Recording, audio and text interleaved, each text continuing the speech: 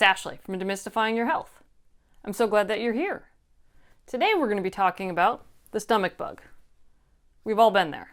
You wake up in the middle of the night, run to the bathroom, because you're not quite sure what you need to do, but you know you need to be in there. And then you sort of spend the night on the floor, because you don't feel comfortable getting back into your bed, even though it's 5 steps away from the bathroom.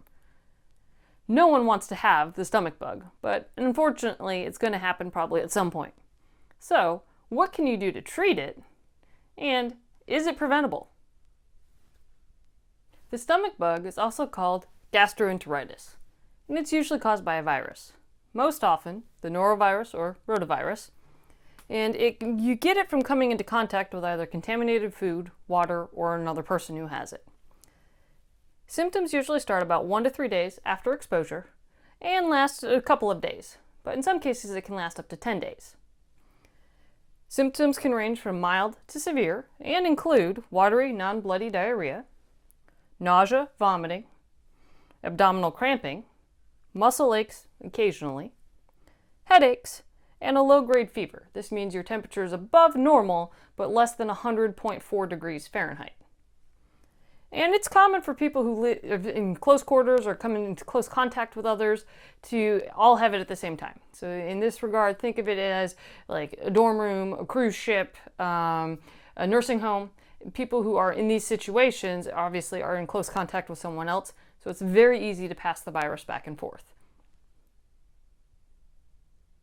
When it comes to treating a stomach bug, you can usually do it at home. The key thing is to treat the symptoms. So you want to drink as much water as you can tolerate. This is key because you want to keep yourself hydrated.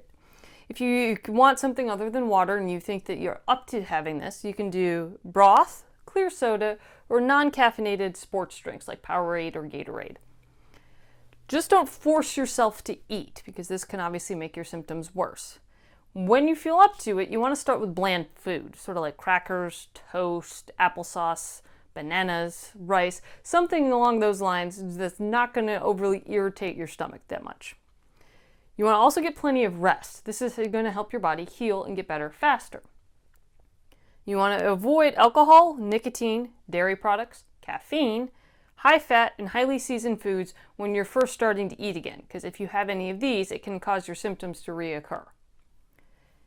You want to see a doctor if you have any of the following symptoms, and this is going to mean that you need treatment that's above and beyond what you're able to do for yourself at home.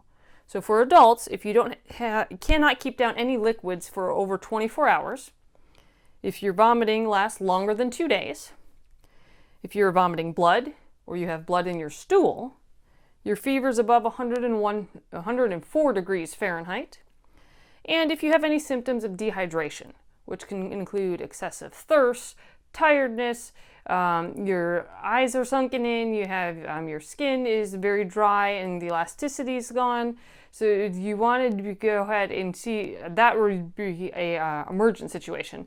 Otherwise, you definitely want to call your doctor and let them know what's going on, and they'll give you the next steps from there.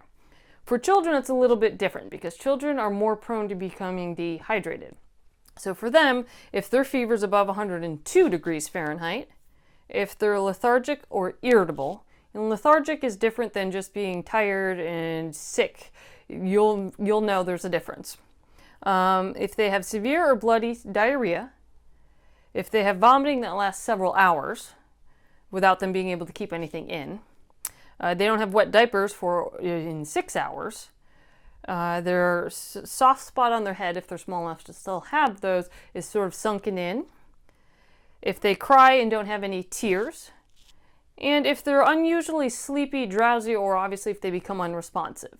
If your child is having any of these, call their pediatrician, or if to be on the safe side, you can always take them to the nearest emergency room.